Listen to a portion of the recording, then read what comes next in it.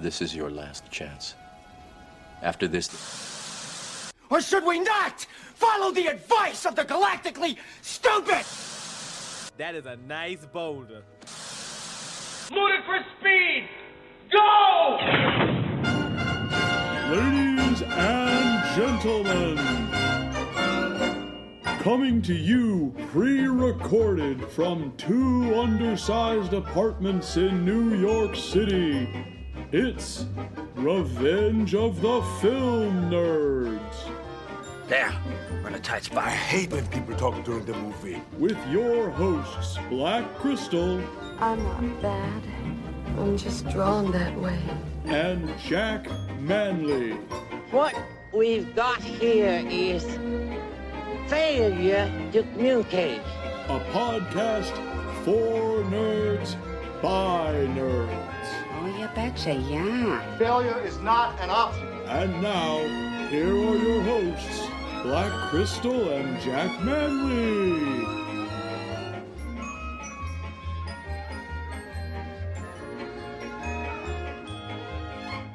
Hello, and what is up, everybody? I am so happy to be back. Welcome to Revenge of the Film Nerds. It's your girl, BK, and joined with me is my amazing co-host, Jack Manley. Hello. You know, part of me can't actually believe that we got back to this. It seems like just yesterday we were getting ready to do the Lost Zootopia episode, which has now joined the Lost Airplane episode from last season. But we are, in fact, back. Yeah, it is awesome. There has been so much going on in our lives and in the world. So it's amazing to get back at it. I've missed just geeking out and hanging out with you and our listeners, everyone who's hung out with us so long over in the interwebs. It's been a very, very crazy time. I have moved from New York to Texas, unfortunately. You've become a megastar. No, relax. Megastar-ish. You're getting there. But yes, it's been a long overdue to be back here and to geek out and just hang out. So I'm actually really, really excited to just vibe with you. And I appreciate everyone who is joining us maybe for the first time. We are here to talk about some of our favorite films, the films that we nerd out about, the films that we get extra excited and geek out about here with y'all. So there's a lot to get into today now that we're back in the saddle. And I honestly don't know where to begin, Jack. I feel like we need to start with, why did we choose this film to bring back the pod with? This film being, obviously The Mummy, 1999. we got to specify on that because there have been a lot of mummies, BK. There have been a literal heap of mummies that we have had to dig through in film history. But no, this is the one that we all know. This is the one that's, I guess, current to our generation.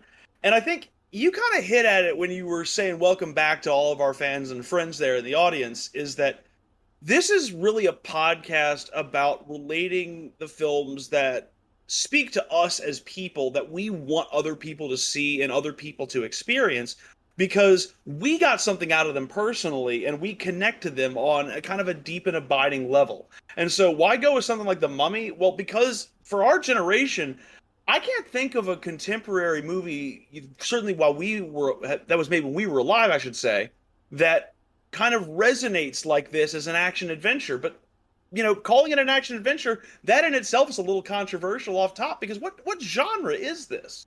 All right, Jack. So I am a person who is going to the grave, say that this is 100% a horror film. It's a monster flick, bro. Like, don't get me wrong. The adventure, the action, it's there, very Indiana Jones vibes. But at its core, it is something so much more scary and unsettling with the idea of curses that I think warrants it being a horror film.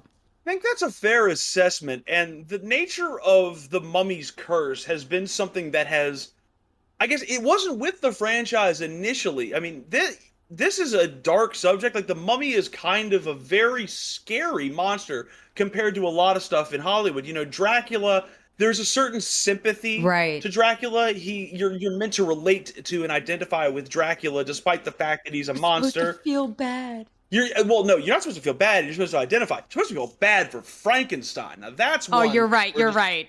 You're so right.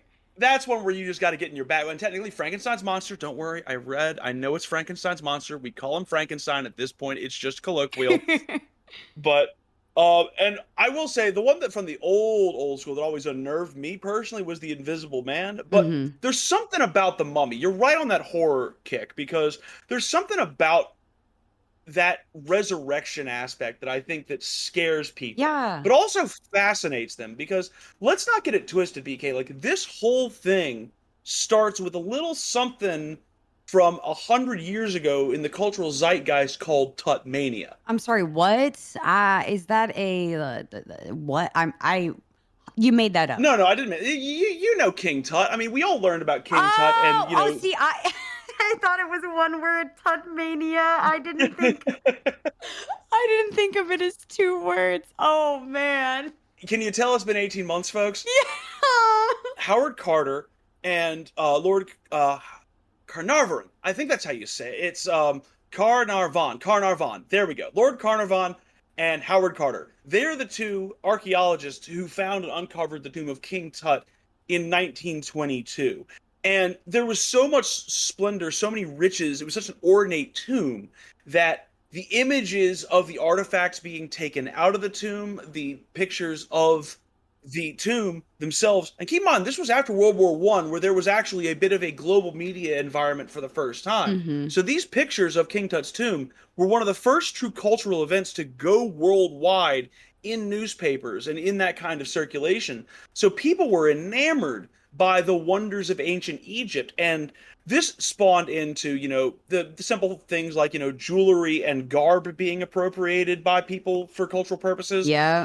You know, performers changed their acts to go from just being vaudeville acts to being, you know, ancient Egyptian themed vaudeville acts. I get the mania part now. Like, they went crazy. They were like, oh my God, I'm a white person. I ain't never seen anything like this before in my life. So I'm going to do the most. Got it. Absolutely. It was a genuine spectacle for people. I mean, to the point where the hottest single of 1923 might have been the song Old King Tut, which turned out to be a perfect pairing with the Charleston dance style,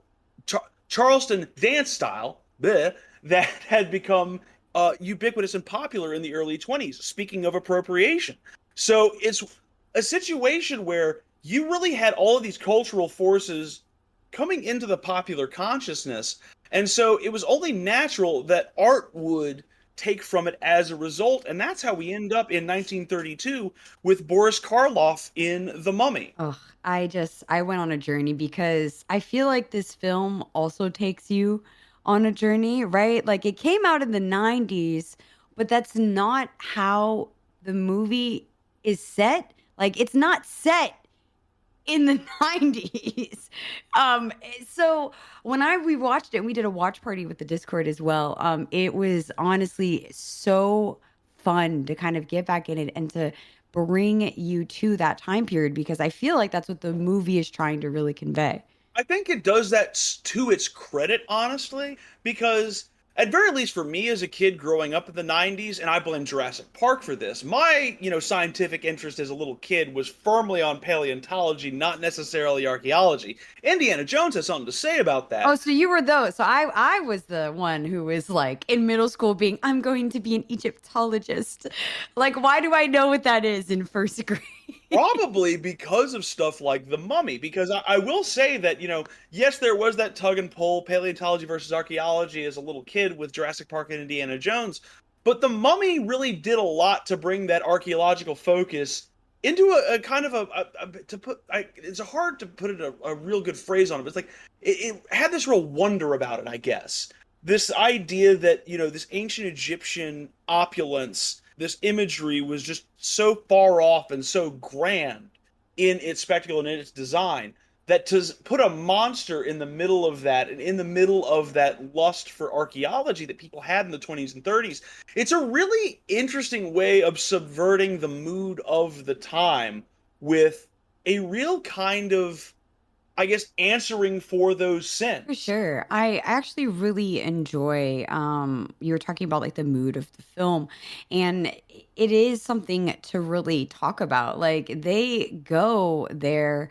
well, I mean nefarious deeds, but it's really cool how those things kind of embark into a larger story. Like, I don't know. I feel like it's a story that you tell people around a campfire, like the story that the mummy, the film portrays. Like, this is something I would catch.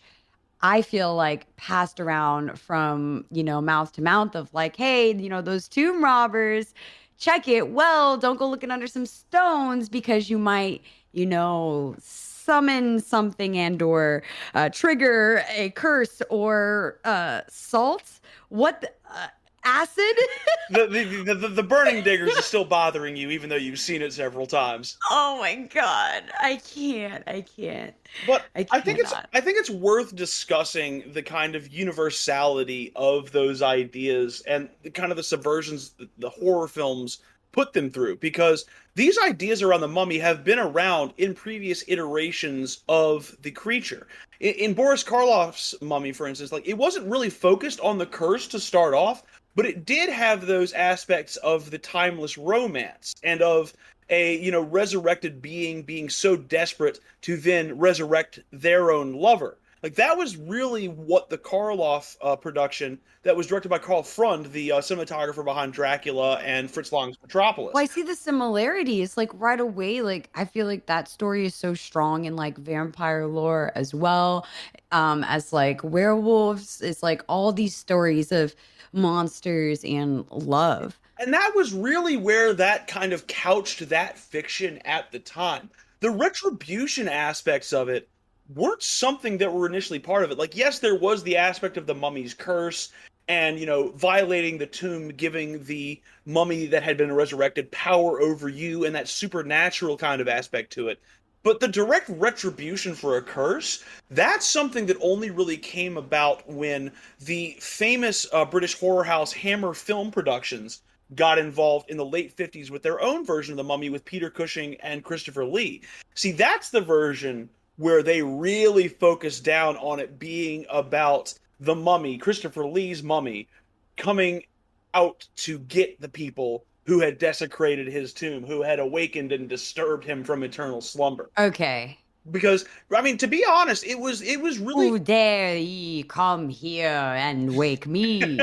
Well, no, honestly, though, like, it was a much-needed reboot and a new imagining at the time, because The Mummy, the original, the 1932, did not, like the other Universal monsters, have direct sequels. Rather, it had films like The Mummy's Hand, The Mummy's Tomb, The Mummy's Ghost, The Mummy's Curse, that were all reimaginings of the same concept. It was like you were getting remake after remake after remake. Oh, that's gotta be so annoying. Well, I mean, and even though I've got a lot of love for Abbott and Costello, it had gotten to the point in the 50s of being at a lampoon. Like, the most recent version before Hammer Film had gotten involved was Abbott and Costello Meet the Mummy in 1955, which is, it's a fun film to watch, but again, it had reduced this very kind of foreboding and menacing creature to a parody of itself. That's what I was gonna say. It got more funny, no? Like, I've heard of these, right? But I haven't seen them all. I mean, these are way before my time. But it's hard to love horror and not learn about monster films. So I thought they got way more like, I don't know. What's that term everybody uses? Campy? Yes. I'm still trying to figure out if that's the right word to describe here. Camp is very perfect for that. And I mean, it's partially born out of just having to reduce the same source material over and over again into new scripts, to the point where they're even like reusing footage from older Mummy films for the newer Mummy films. Just, just real hack job films. But I guess it was really a counter-reaction by Hammer Film, which, I mean, was known for doing fairly gruesome stuff for the late 50s and early 60s. Their library is well worth checking out if you're a horror head. But they really brought in that aspect of the, retribution for the curse and the sort of, I guess, calmness and, like, acceptance of violence being a part of it, and that sort of horror violence creeping in because it was just a different time and it was a different need for entertainment. Whereas the 20s and the 30s had all been about, the roaring 20s had been about, this time of great extravagance, and the 30s were about the Depression and kind of escaping that lens. You needed that kind of campy, kind of whimsical escape. Right. Hammer film and the films that were coming out in the 50s and 60s were much more motivated by the generation that had gone off to World War II, that had seen the atrocities and the violence of the most brutal global conflict in history. And as a result, that desensitization is something that they brought to their art as kind of a necessary update to continue to make things menacing throughout history. Like, horror had just kind of lost its sting in terms of the way that it came across in the 30s and the 40s. Right. That kind of style had much more adapted to the B-movie horror of the 50s. Okay.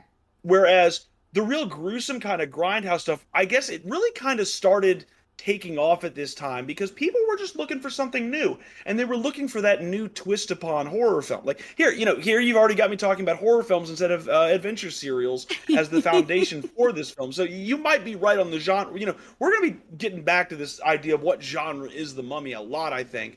But really, it couches itself in this horror. Yeah, I think its foundations are horror, but I think what we like as the stroke of brilliance is that it combines that with action adventure, because this isn't, what you would typically think a horror film is like, especially with the pacing. But then when you kind of peel back the layers, you can very much see the direct influences of how even the mummy, Imhotep, is revealed throughout the film, is a very good sign of, I feel, a horror classic. You never want to see the enemy in its full form halfway through the movie. There's got to be growth of the impending doom and threat. And I feel like this film does it so well. So I got to ask, Space, how do we get from that, which is the old mummy monster horror, to the combination of two amazing genres? There had to have been a lot of evolution, a lot of inspiration drawn from some of these amazing films we've already talked about. It's so funny to talk about because in a lot of ways, The Mummy is a passion project spearheaded by two producers in James Jackson, Sean Daniel, who worked on the project and tried to get off the ground for, a decade. And it's about their perseverance in the studio system, but also it's kind of about the studio system working in its own self-interest. It's kind of an interesting story because it's half this passion project, but it's half a studio being desperate and wanting to leverage any IP it could. So this is it's hard to figure out where to start with this tale, but to give you an idea, basically Universal in the late 80s was, just a parking ground for a lot of good, low and medium budget films. If you could do a film for 10 million for them, you could get your film done. No questions asked almost. And so in that environment, Jackson Daniel both realized that they had this Mummy IP to work with, and they desperately wanted to update it. And at the time, Universal was receptive because horror movies were in, and what they thought they were going to get in the late 80s at very least was a good, solid, low-budget horror film. And that's the direction it was headed. They even got, of all people, believe it or not, George A. Romero to be the first director ever attached to the project in the late 80s and early 90s. And he had a very interesting vision where it was going to be the Mummy, basically using an ancient device to destroy all life on Earth. But it was also the first kind of incarnation of a concept that I sort of in my research have derisively kind of started calling the quote-unquote Terminator mummy, because the arguably, even though it's a tech horror, not creature horror, arguably the most successful creature horror of the 80s at the time was the Terminator. Mm-hmm. And you had this soulless calculating machine going after its directive, completing its mission, and just laying waste to everything in its wake in a very terrifying and cold way. And you saw that reflected in the slasher films of the 80s as well, things like Friday the 13th, with Jason Voorhees, who was just a complete, unthinking, unfeeling, here-to-kill-you robot. And that's kind of the vision of Imhotep, at very least, as it started out. And didn't feel like something that had a kind of a resonance. Like, it felt like I believe it was one of the producers at the time said the mummy had no more social interaction than the T-Rex did in Jurassic Park. And that was a big reason why Romero ultimately drifted away from the project and abandoned that script. Because you know George Romero, he is all about using his villains and using his antagonists, usually zombies, to say something deeper about society. If you just give him this Terminator, that's not a terribly interesting character for him to work with. You got to give more. There's got to be something there to add to it. It's very interesting to kind of like think about the other versions of this film that it could be, because it's really in a sweet spot with all of its, I don't know, what would you say? It's really in this sweet spot of combinations between genres. So I'm curious, how does that go from the page to Morocco? Question mark. It gets there because it went through a long process of being developed for and by the horror diaspora of the time. Like, names you had attached to this project where you had Hellraiser director Clive Barker work on this. Oh, yeah. You had the Hocus Pocus writer Mick Garris work on this actually twice, as did Romero. Both of them, went to the project in the early 90s and then came back in the late 90s. You also had John Sayles from 8 Men Out as the writer there. He, came in to do a draft that almost got made. Joe Dante was attached to direct, he of Gremlins. And in that version, which almost got made, you nearly got, ladies and gentlemen, Daniel Day-Lewis as the Terminator mummy. No, I can't. It was extremely close to being made. They had envisioned it as a zombie-style horror film similar to, Night of the Living Dead. They had envisioned it being in contemporary times about reincarnation in the modern world of the mummy. And every time it got to that phase where the treatment was good, the right people were attached, and they're ready to go, Universal totally balked at the idea because price tag was too high. Go back to development. Oh, man. All of these versions ended up just being thrown onto the scrap heap. But the problem quickly became not with this production, but became with Universal itself, because beginning with 1995's Waterworld, Universal was in a whole heap of trouble, BK. Oh, what'd they do this time? Well, I mean, Waterworld, famously one of the worst financial flops in history. Oof. But it was amidst a series of critical and commercial flops for them. They lost tremendous money on Man on the Moon. They were losing money on Ride with the Devil. They lost money on Meet Joe Black. And the one that really threw Universal in turmoil and that directly aided the Mummy's green light was that they had lost a ton of money on the sequel to Babe, Pig in the City. First of all, that last one, I'm gonna pretend you didn't say. Everybody just scrubbed that out of their minds. You weren't aware of Babe, Pig in the City? No.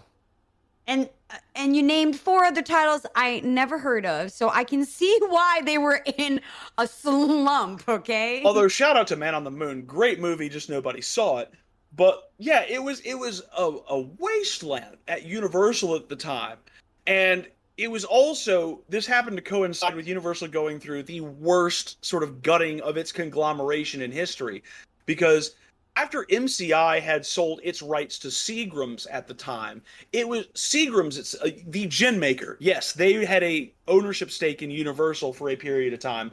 That company was then sold and resold and resold and resold between 95 and 2004. So Universal was in true turmoil. And after Babe, Pig in the City flopped, the management at Universal was almost completely turned over. And the new chair of the studio, Stacy Snyder, really is where the Mummy starts to take off from, because she distributed packets to basically every producer on the lot about the studio's holdings and said, listen, we're not in a position to buy a lot of new content, to make a lot of new stuff right now, or to take big chances. Right. Here are our IPs. What can we do with them? I mean, that's a smart move. It is, but it just so happened to coincide with Universal hiring Kevin Jarry in 1996 to write a new mummy treatment. And at the same time, Stephen Sommers, who was just finishing up the action horror film Deep Rising, had gotten in contact with Jax and had told him that he had envisioned the Mummy, thinking about this IP, as kind of an Indiana Jones mixed with Jason and the Argonauts. Oh my God. And so their BK is where we get that action horror blend from, is from Sommers and Jarry working with Jax and Daniel at this time period to get a creature feature made. But what sold it wasn't just the fact that they had a strong pitch and they had a strong kind of blend of genres. What ended up selling it is that from this point of this treatment being made, that is when the producers got Industrial Light and Magic involved. Before the film was even made, they were working on CG and effects for this. Oh, wow. Oh, so they were like, check it. If we're going to make a mummy film, listen, y'all, we're going to need the cream of the crop. We're going to need to figure out some rigs, some models. Like, let's get in the lab. What is it going to look like? How is it going to feel? Because I think that's a really smart play. Like, a creature feature, the creature's got to be it. Like, as much as the cast or whatever, you have our leading roles, there's actually quite a few amazing people in this film that we'll get into. But the monster and its look and its vibe, I think, is what's going to really sell the film. Well, it was crucial as well to the creatives because there was a very strong consternation about how to present this mummy. I mean, the most famous shot of Boris Karloff in the original Mummy is obviously him with the bandages and the being removed and the very, very high quality effects makeup that Karloff was in. In fact, Karloff called that his most challenging day of filming in his entire career.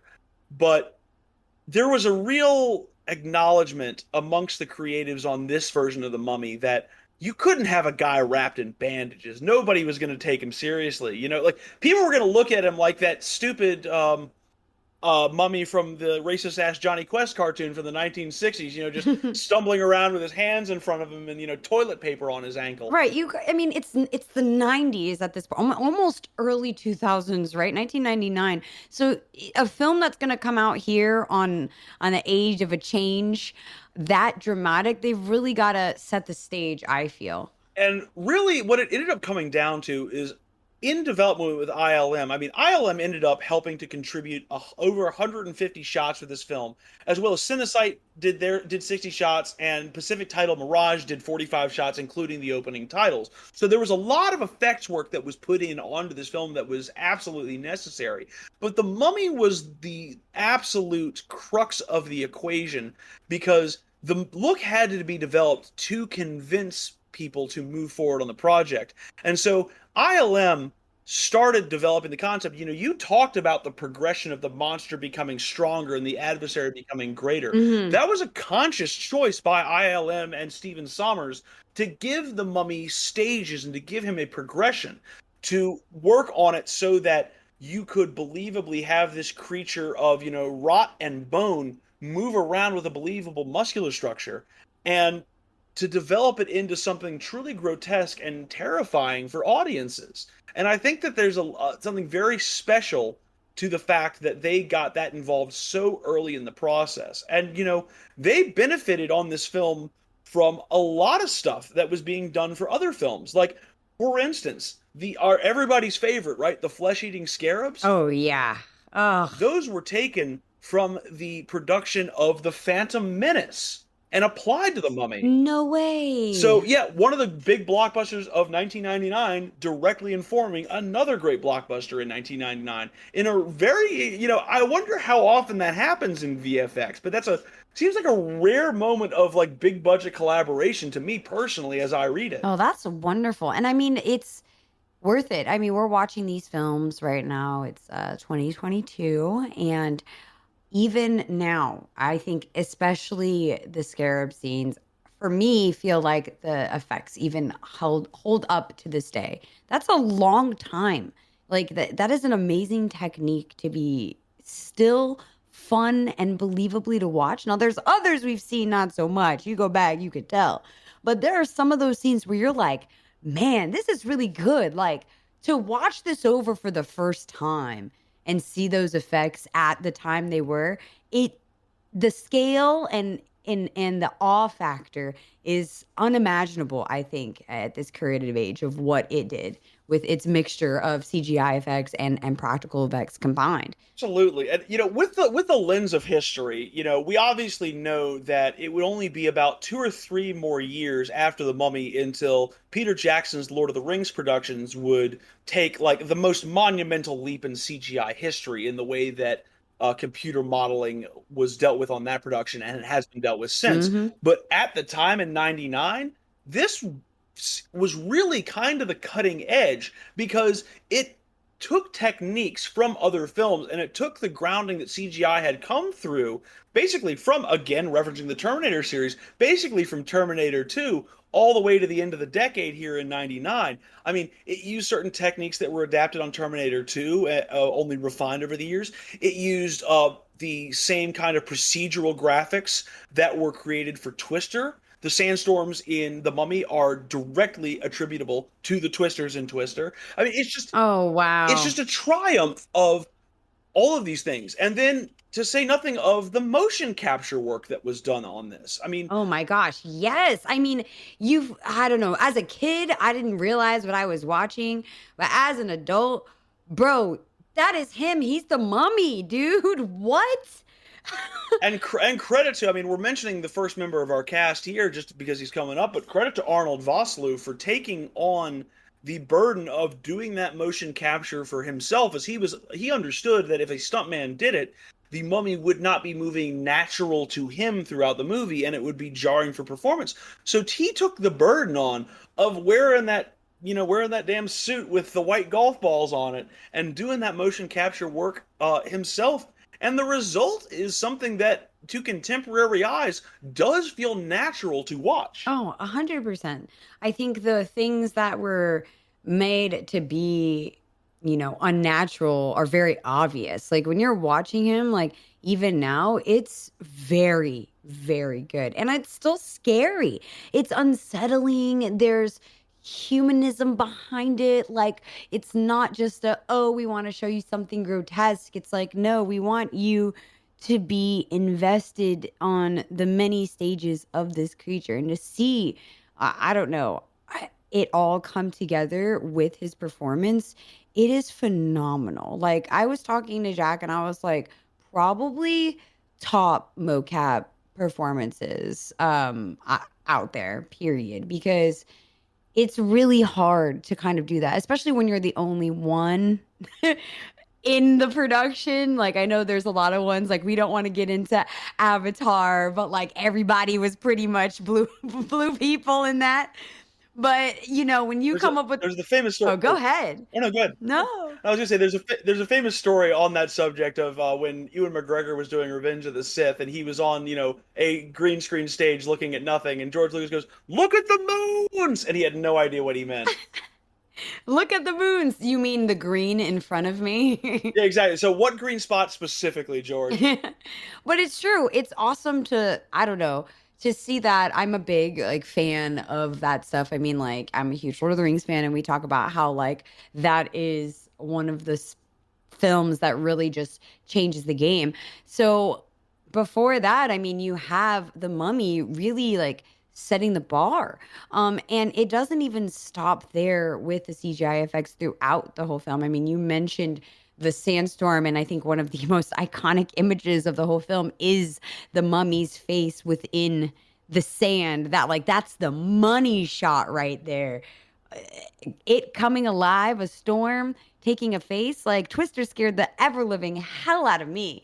But that was on another level, okay? Oh yeah, it's the Mummy at the height of his powers in that scene, and yes, it comes off a little bit kitschy to modern eyes because it's not as refined as what we're used to seeing from VFX artists these days, but for the time, it's absolutely masterful. And I should also note that one thing that was a absolute godsend during this production was that Brendan Fraser was incredible working against CGI effects. Is he was able to, through blocking and through working with stuntmen on set and then removing them, he was able to develop consistent movements and consistent action in those fight scenes. Like, for instance, the one at the end when he's saving Evie from Anoxina Moon and is trying to kill Imhotep. Like, that's all really him just fighting CGI. I mean, yes, there are a lot of practical effects and a lot of stuntmen and practical garb in that, in a nod to where the Mummy had been from.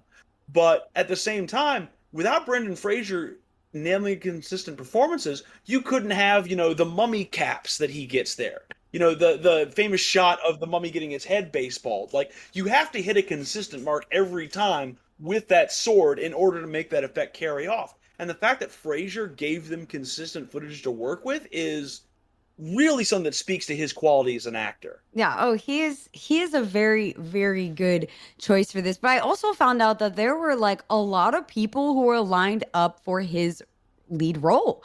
Like, I don't know if you knew who was in the bunch, Space, like before or after the research, if you got to, because I was quite frankly shocked at the lineup. But it made sense after the conversation we talked about films and buying into that star power, especially in an action-centric film, an action blockbuster, having that main protagonist role being led by someone who's got crazy star power was the thing. If there's one thing I've learned in doing this podcast with you about Hollywood, is that if every director got their first choice of actor, it would be like Tom Cruise and Brad Pitt did every role in the 90s. Literally, though. Believe it or not, they of course were considered for Rick O'Connell in this film. Yes. Oh, yeah, for sure. Between them, I think even Ben Affleck, Matthew McConaughey, Sylvester Stallone, and of course, Leonardo DiCaprio. Honestly, I mean, I can't see it. He would have been too young. Like, we're very lucky on two fronts. One, James Jacks and Stephen Sommers were big into paying attention to the film trades, and they were deeply, deeply impressed by, during development, just how much money a film called George of the Jungle was making. And they thought that Fraser could be this, like, they felt Fraser was kind of like an old school kind of movie hero. Right. They didn't think he was in that kind of modern mold of sort of the, real, the slim toned badass. They saw him as an old school swashbuckler, a Douglas Fairbanks and Errol Flynn. So that's one place we got very lucky that they paid attention, in that they were paying attention to what he did on George of the Jungle. But the second thing they got very lucky on was that he was still at a much, much lower rate than the other actors that were working. And that really helped him get that in, because he was able to put on a convincing performance, and he was able to do what Universal needed them to do at all times at the point in time. Because remember, they're hemorrhaging money. oh, for You sure. can keep budgets down, you have a better shot of getting your film to get the green light.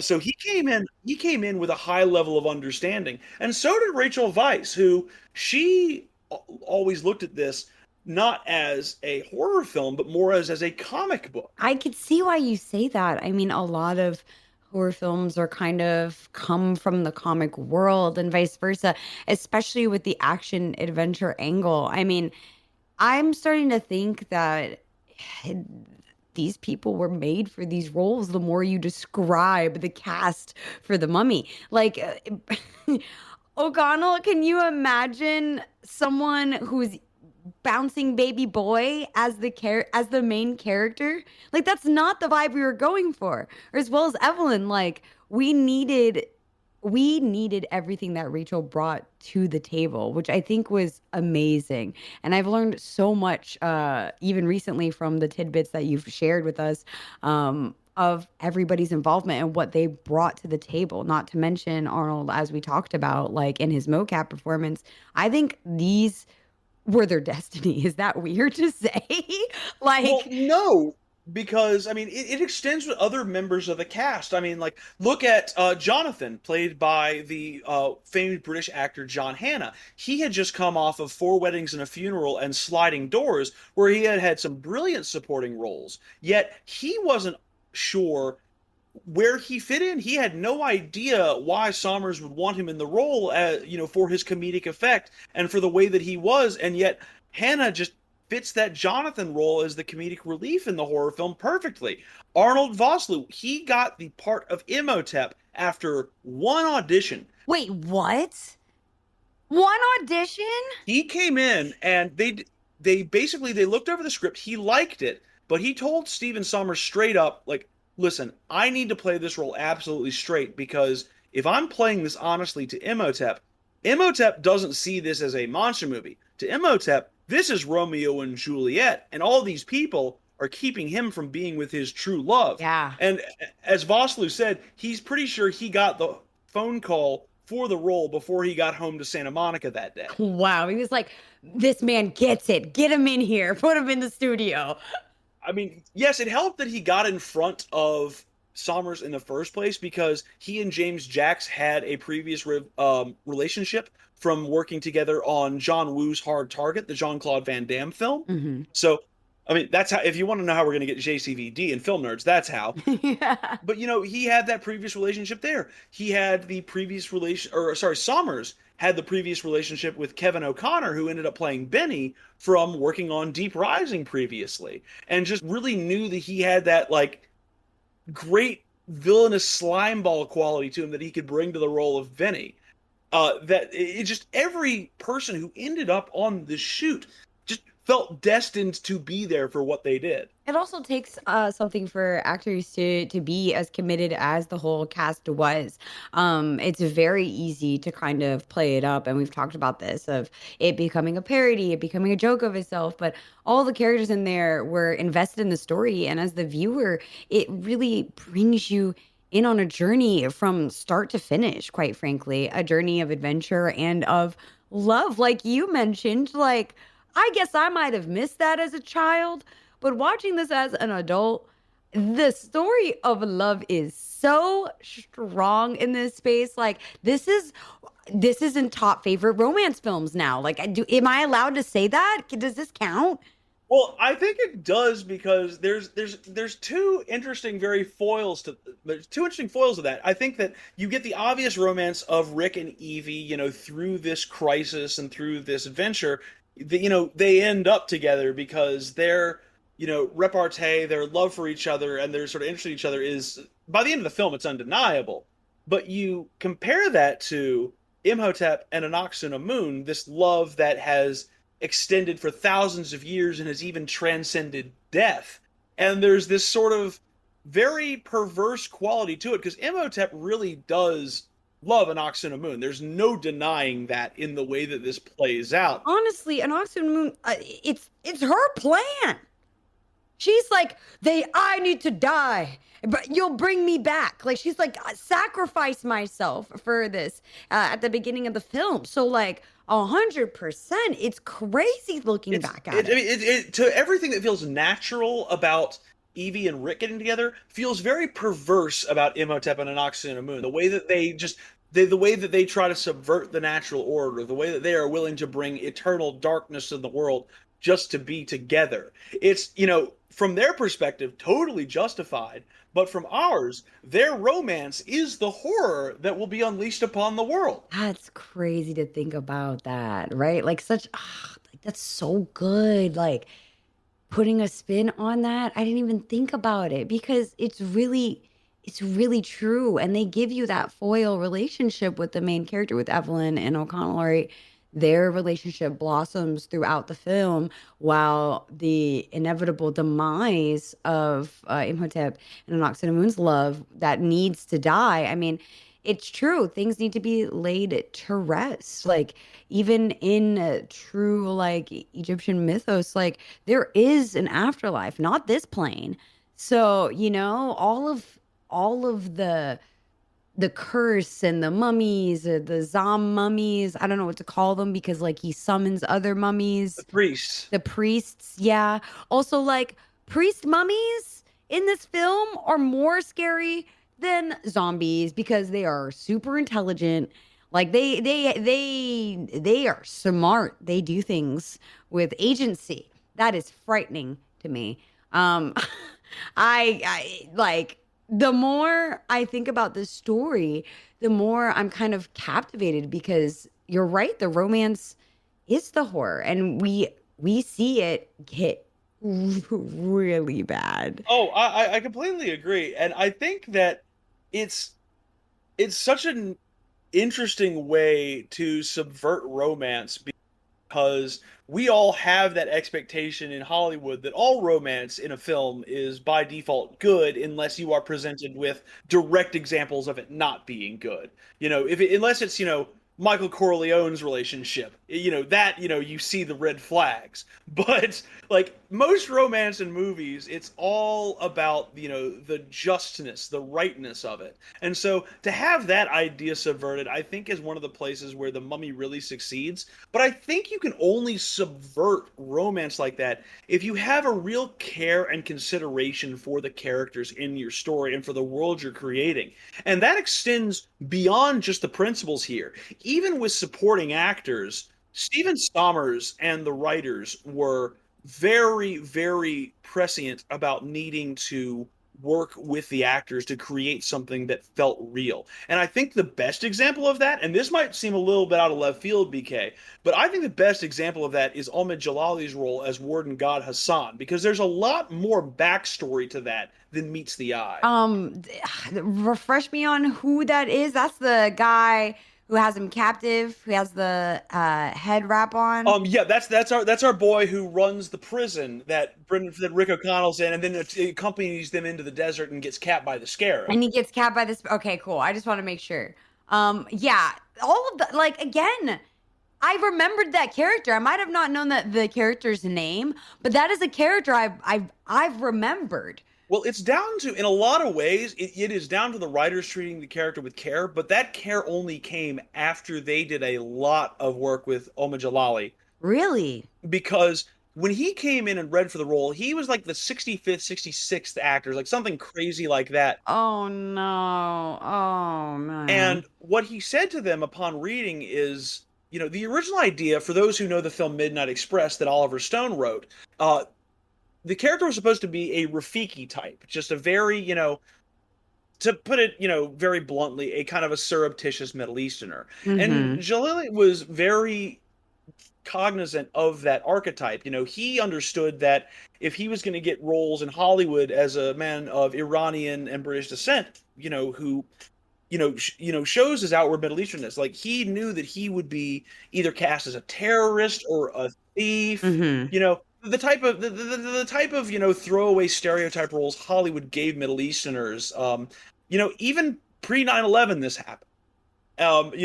So he understood he could have a role here that was not going to be that, but he got a script that he said, I can't even make this a one-dimensional character, let alone two. I have to, find ways in this character to build this up. So he injected the humor. He injected the kind of flippancy of the character and that mood. But it was a fight for him to even be allowed to add that humor because the producers, the director, they couldn't understand why he was in that lens of humor. And Jalali had to explain to them, I'm Iranian. If I don't do this with humor, the people of Iran are going to be offended, and the government of Iran, which is extremely repressive at the best of times towards Western entertainment, is going to be seriously upset and angry with me. Like, basically to, for his own safety and for his own ability to, represent himself how he wanted to, he had to play the part up as a comedian for laughs. He had to get away from the stereotype and make the part something more, I guess, visceral in the way that he injected his humor and his presence into that. And while it's a small role in the film, I think he only gets about 20, 30 minutes of screen time total. It's a vital story, I think, for any actor, any creative to hear, because he was willing to be plain spoken and to think very decisively about what needed to be done to make that character acceptable and what to make and how to make that role memorable. And I just think I think it's one of the best stories associated with the film. Oh my gosh, yes. That's so fascinating to hear. And I'm doing my wiki search while you're speaking. I'm like, okay, and also what else has he been in? Oh, right, Pirates at World's End, right? Gladiator. Okay, why have I seen this man everywhere? But I love hearing that story because it really is, again, another like fine example, which we like to try to point out, of the talent fighting for that creative lens, fighting for that input, especially when it comes to representation. So more power to him. I gotta do my due diligence and get in antiquated with everybody's names again, because that is a story that needs to be told. I'm so glad you brought it up. As far as Jalili is concerned, cut to 20 years later, and he has hosted the Royal Variety performance for the Queen. So, like, you think he's an intelligent guy who made the right call here? Like, Right. Like, that's so cool. And he's also like one of the many characters that are just so well done in this film. Like, there is a lot of depth when you wouldn't think. Like, and that's what's cool about it, right? Like, of course, there's tons of stereotypes because what is an action adventure of that time without those tropes, I would say. But having the characters there built out to be a bit more than that, really, I think, is partly what made me gravitate to enjoying this film so much. I mean, and I can talk about characters that like resonate with me as much. I think it's worth spending a little bit time talking about Evelyn and her characterization in this film and her journey throughout it. Always stand and love and support strong female characters in lead roles. And let me tell you, I am a librarian. I'm a librarian. honestly, like, I don't like. I know there is a tendency in criticism today to assume that any character that has to overcome adversity, especially if it's a woman, there's an assumption that if they have to face any adversity at all, they're a Mary Sue. And I hate that because, yes, Rachel Weisz's character in this, Evelyn Carnahan, like, she starts out as very prim and proper and very, oppressed by society, but content to live in that mold.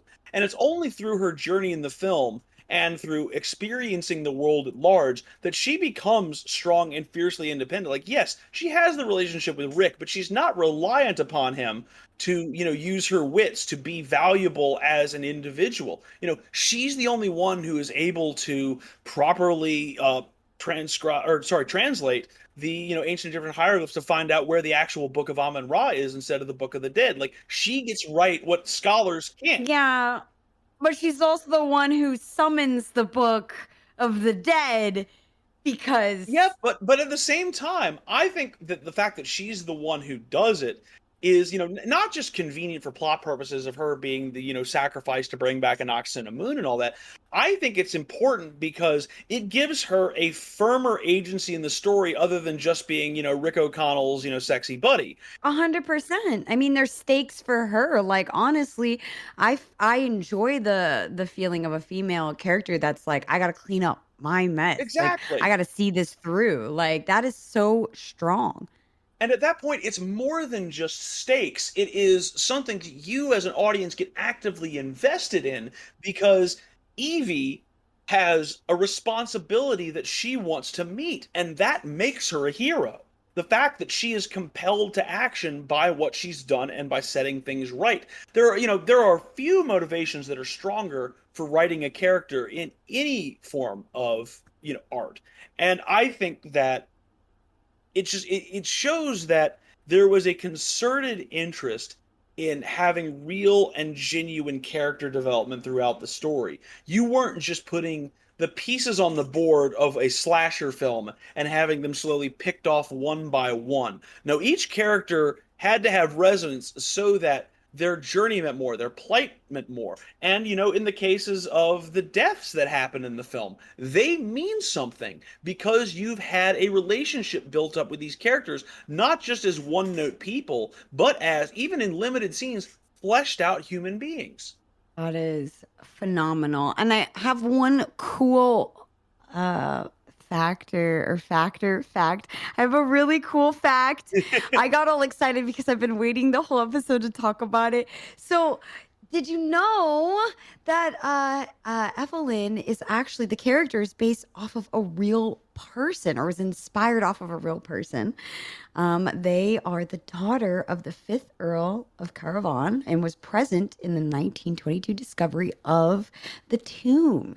So they're That's really cool. really directly related to the history. It's like a pretty cool inspiration. Like someone did their homework when they were trying to depict this era, right? Like Because like I knew Lord Carnarvon was there at the opening of King Tut's tomb with Howard Carter, but I did not realize he had traveled there with his daughter. That's exceptionally interesting. yes. Oh my God, I got one you didn't know. I'm so excited. Hey, I can't do all the research here. But yes, the character again was inspired by her, or probably just referenced it just to get that inspiration of like, okay, well, what if she grew up, that it's such a cool story of like childhood fascination pushing you to a career of books and the library to being a full-on, Egyptologist out in the field studying the things.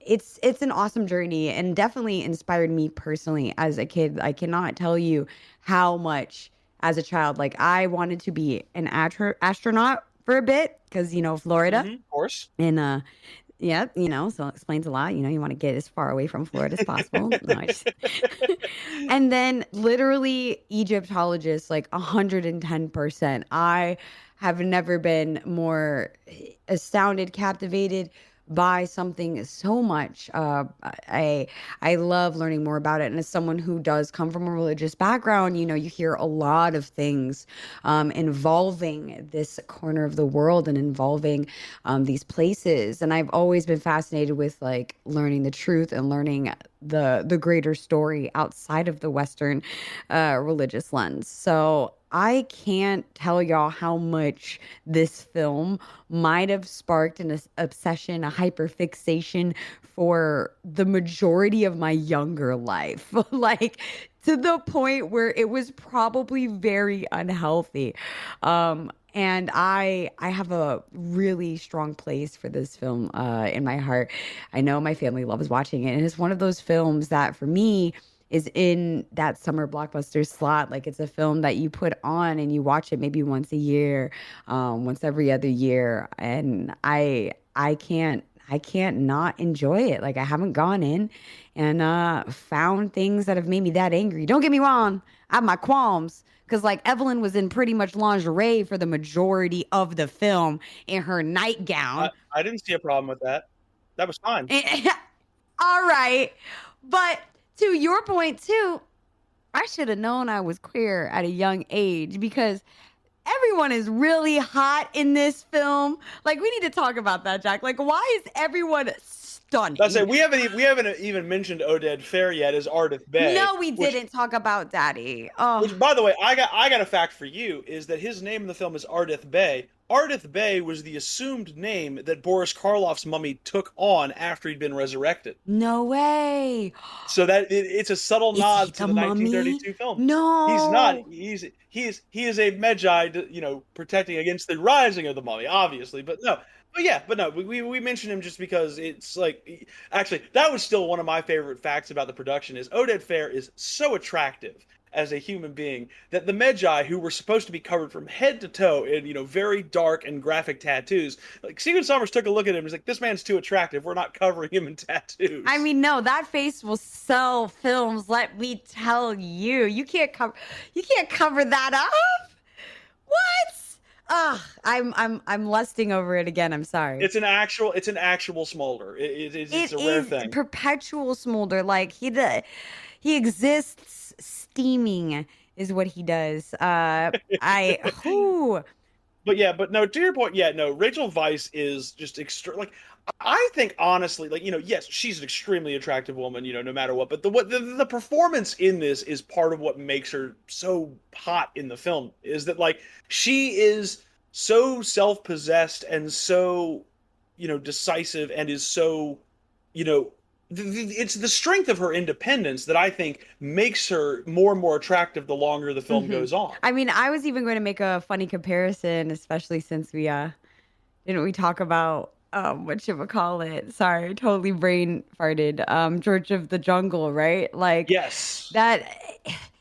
You know what's a really good reference for a character for Evelyn is a Jane from Tarzan. Like she gives that energy of prim, posh, so smart on everything they seem to know about a world that's completely not theirs and that they're not from, but is open and learns and is an active person throughout the story. I get very much Jane from Tarzan vibes from her character. You're thinking of the animated version. Yes, of course, the animated version. Tarzan had no problematic history. No. I'm sorry. No. The animated film, a Disney classic. No. I know what you're referencing. I'm just saying because again, film history is a very multifarious thing. We got to specify. Yeah, we do. We do have to specify it. Of course, everyone could be like, "Wait a second. She ain't talking about that one, right?" I'm like, no. No. Not talking early Tarzan. But no, it's an exceptionally emotional, resonant film. I will say, I will never ever forget my theater going experience for this. It's a story that I know my mother loves relaying this story too, but it's one of my favorites. Is that so we're in the theater, right? And Evelyn's been captured. They're getting ready to go back to Hamunaptra, right? And it's the scene where she's on the altar tied up, right, with the rats on her. Which, by the way, by the way, real rats. Yes, and that's what she was screaming at. Literally, as she starts screaming and turns her head to see the corpse of an ox and a moon. Fire alarm goes off. No. Film stops dead on that moment. Like you don't get the scare. Gosh. You just stop right in the middle of that. We got to go to this was in Raleigh, North Carolina at the Carmike Cinemas 15, I think it was. I think that theater's still operating to this day. So we have to go out to the parking lot, just chill for 15, 20 minutes. But thankfully, they did not reset the reels. So we got to actually see the full film. So I will never ever forget the theater going experience just for the fact that it got interrupted at there's the weirdest time. Crazy. But beyond that, for me as a kid, this hit. And I didn't think about the horror aspects. They did disturb me as a kid because I was never a horror kid. I mean, Jurassic Park. Actually, no, that's not fair. After the first time I saw Jurassic Park, I couldn't watch that for another 15 years. But yeah, The Mummy really, it lanced that boil I have always had for action adventure films. I am a big sucker for adventure serializations. It's why I think I'm probably more forgiving than a lot of film people on the Marvel stuff these days, because I don't look at it as needing to be high art. I look at it as this is low art, this is popcorn stuff, but there is nothing wrong with that.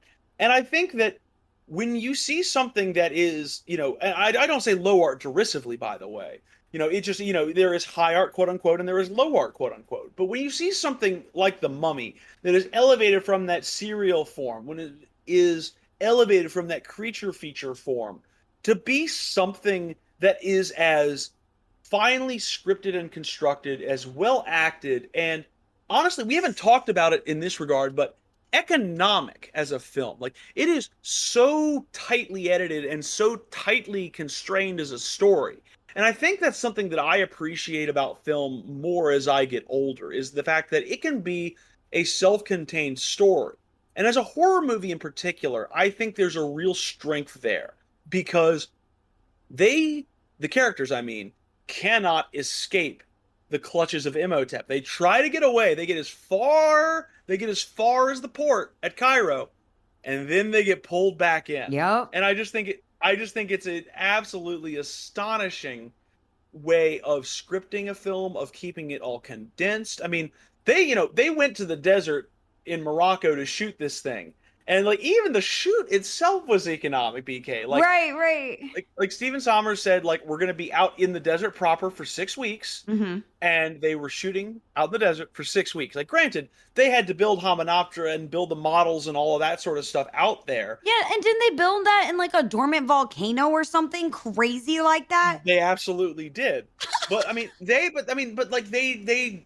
did what they set out to do. When it came to principal photography, they kept it on schedule. They kept it mostly on budget, and they got everything that they couldn't get in the desert.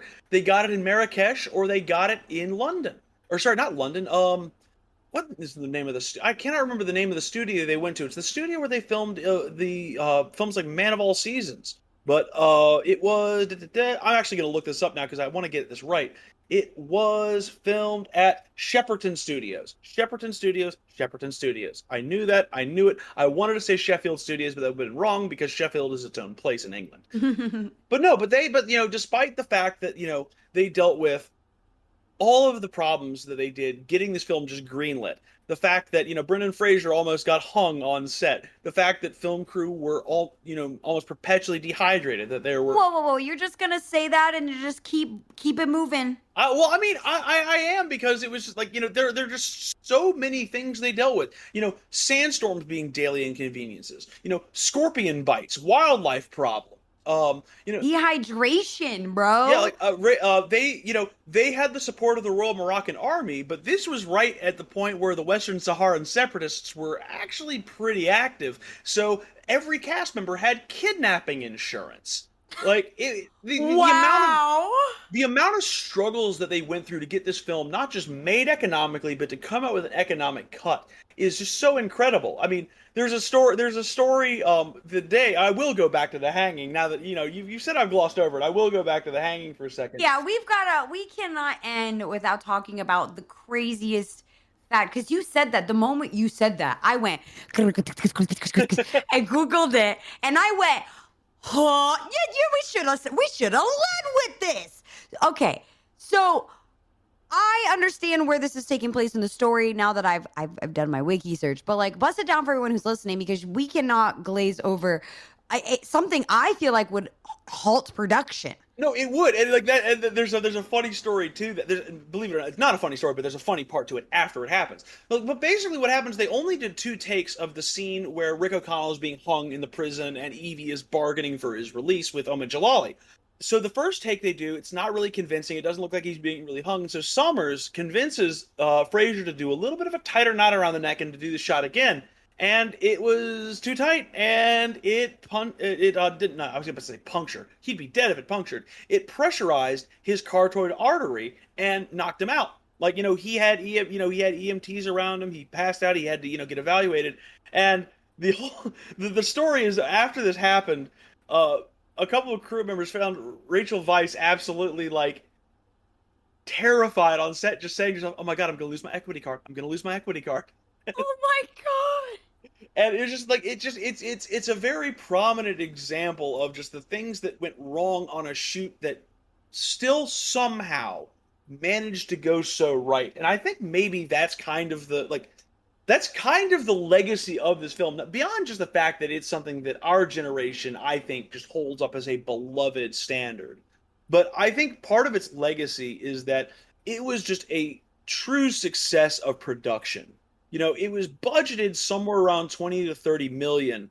And in its first weekend, thanks to a very judiciously placed Super Bowl ad that really launched the kind of awareness in the public of this film coming out, it ended up doing 45 million in its first weekend. Wow. So for a film that Universal desperately needed to hit, they could not have asked for a more smashing success. They even moved it 2 weeks ahead of schedule to be released. Wow. Because they knew if they had released it on the original date, they were going to be competing with the release of The Phantom Menace. So they gave themselves 2 weeks to win at the box office, and they won both those weeks at the box office. That's awesome. Universal asked and they delivered. Let me tell you. When is there a success story like that? I feel like not often, especially now in this realm right now that we're in our current age. So it's so nice to kind of hear a win, especially when a studio is demanding something. Absolutely. And when a studio, it's one thing if a studio is demanding of you to, I want a 2-hour film on X, Y, and Z, and we get final cut. It's a whole other thing if the studio comes to you and says, listen, we just made a film about a talking pig going to a city, and it was a really horrible idea. We need y'all to do us a solid and just make a ton of money for us. And in an industry where 90 to 95% of all films don't make money, folks. Your favorite films, real sorry, probably didn't make money. There's nothing wrong with that. They probably didn't.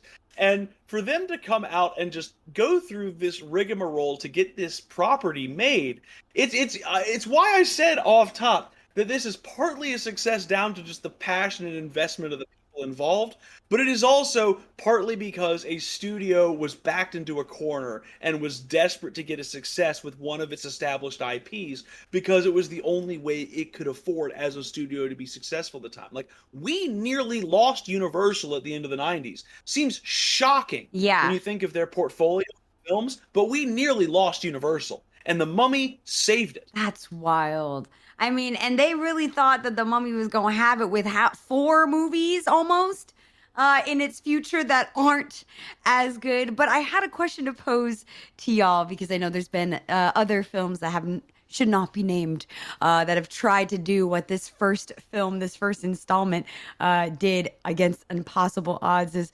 I'm curious, there was a slated Mummy film that was going to come out that was going to star Antonio Banderas. Did you know that, Jack? No, this one I was not aware of. Antonio Banderas was going to be, and let me get the exact thing that it was supposed to be. What year? Hold on. Yeah, it was going to be a 4th film after the trilogy. So after The Dragon Emperor, before the reboot. They were going to make another one. Oh! Yep. That vaguely jogs my memory now that you place it in time. Absolutely, but yeah, like I listen. I don't need him contributing to my bi panic. I'll let him do that in Zorro. That could be where he. There it is. That can be where he does that. That can be where he does that with Catherine Zeta-Jones, and which by the way, wow. But yeah, but let's leave that series to Banderas, and let's leave the Mummy to to Rick O'Connell and to Evie. Like, let's get it settled there. 100%. I was going to ask if there was somebody who's going to star in a more true remake, not no Tom Cruisey Babruzy. Do you think there's anybody that you would like to see? I'm curious to our listeners if they have any thoughts on films or, monster films that deserve the Mummy 1999 treatment to go above and beyond to create something that is really, I feel, never really been done before. I'm curious, Jack, do you have a monster you'd like to see get this treatment? One thing that intrigues me is I've always truly enjoyed the stories of Dr. Jekyll and Mr. Hyde, and I enjoy the story of the Invisible Man. And I think while we've had a lot of very kind of hokey Jekyll and Hyde versions over the years, I think the Invisible Man's almost kind of gotten a worse treatment, where like we've gotten what was it, Hollow Man, stuff like that, where it's treated, it doesn't feel like it's treated with the same kind of respect that you'd like a monster like the Invisible Man to be treated with. In fact, if you want it, like the closest true portrayal to how the Invisible Man can be carried off is in the Chevy Chase like dramedy Memoirs of an Invisible Man from 1992, which nobody saw because it was a Chevy Chase film. It's still like you go back and watch that, and you watch this sort of the emotional struggle that character goes through being invisible, and you're like, oh, this is the missing context from a modern Invisible Man film. Why is nobody trying to humanize this creature to make it more terrifying? Because that creature, just to get off on that tangent, the Invisible Man is terrifying because his removal from being human is what allows him to do gradually more and more inhumane things. But like that's one that I'd like to see explored personally. I don't know about you. I'm sure you've got a pet project that you'd love to see get off the ground too. Oh man, I mean, I agree with you. Jekyll and Hyde is a great pick. But I'd also like to see like Dracula proper, not vampires, not anything else. Like I feel like Castlevania is nice and it's as close to like classic Dracula as we get, but I'd like to see that. Or Frankenstein. I think the last Frankenstein film was not the best. I'm kind of remembering it now, and I don't think I really enjoyed it. I would love to see that. And I think director, hear me out, homie who's coming out with the new film soon, the new Pinocchio, Guillermo del Toro, I think would be a really good pick to do. Del Toro's a very interesting Dracula pick. I think I would just be so interested to see that either for Dracula or for Frankenstein. So like the story of like the monster and the depth of the monster and what they are. Maybe it's a Frankenstein Bride of Frankenstein. Like maybe they go there. I want to see him do a monster horror film at that level because I know he can do it really well. And I think that would be so cool. I will say, I think it speaks a lot to me personally that probably my favorite movie featuring Frankenstein's monster is Young Frankenstein. Like the world of comedy, Mel Brooks in the world of comedy, I think gave us the greatest Frankenstein that I've ever seen. But I also, firmly concede that people hate this film. I enjoy it. One of my favorite Dracula films is Leslie Nielsen as Dracula in Dracula Dead and Loving It, which is a really hokey mid-90s, forgettable comedy. No, I want like serious. Like I want the Mummy 99 treatment. Give it to me. I know you want, but you need to watch Leslie Nielsen as comedy Dracula. I will. It's a Leslie Nielsen film, so it's very very unserious, and a lot of people panned it, but I enjoy it. I would love to hear everybody's thoughts as well. Let us know whether it's on Twitter. You can add us at the RFN_podcast or on Instagram at Revenge of the Film Nerds, or up in the Discord. We're here as well if y'all use that. We'd love to hear your thoughts on anything we chatted about, but especially those last ones, because I'm genuinely curious if anyone else shares my sentiment on more monster flicks.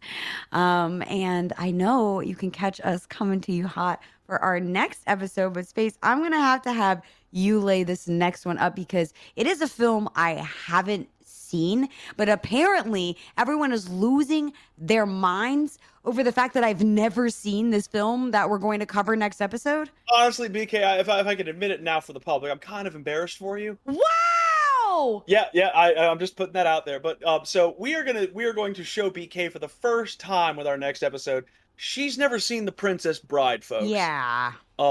So we're correcting that immediately. Like literally when we were doing run of show, we were, pitching, ideas to each other about what we want to do for season 2. And BK just mentions off top that she hadn't done Princess Bride. And I think before she finished the sentence, it was on my list. Yeah, I'm like, again, looking it up. I've never seen it with this weird man with a mustache. I'm excited though. Dude, listen, I'm just saying, like, Carrie Elwes is going, well, no, not just Carrie Elwes, but Robin Wright Penn in this, they will initiate bi panic again. Oh no, here we go. Well, I hope y'all had a good time hanging out with us and vibing. I'm gonna go continue to have my bi panic somewhere in the corner. I know that this has been really fun and we're just getting our feedback. So I hope you enjoyed hanging out with us, chatting. Let us know if you have other super spicy bits we might have missed, or things we want to go off on more. We're bringing out more things, watch parties, viewings, and of the sorts coming to you for the community, for the Film Nerds community. So we hope to see y'all around out there. Absolutely. And it's been such a joy getting to bring this back. I mean, hey, 1 down, 19 to go. I am so excited for season 2, BK. Yeah, we've got a lot lined up, and I know we're going to be teasing some more sooner than later. So be on the lookout for socials. But until then, we'll catch you next time. Take care, everybody.